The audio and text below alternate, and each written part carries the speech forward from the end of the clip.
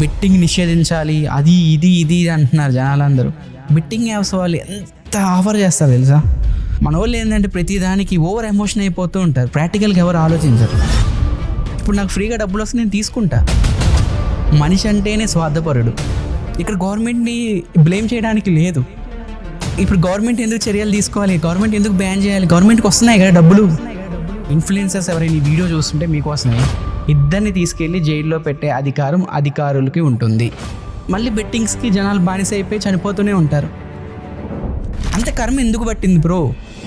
జనాలు మనల్ని అంత అభిమానిస్తున్నప్పుడు ఎందుకు బ్రో ఇవన్నీ?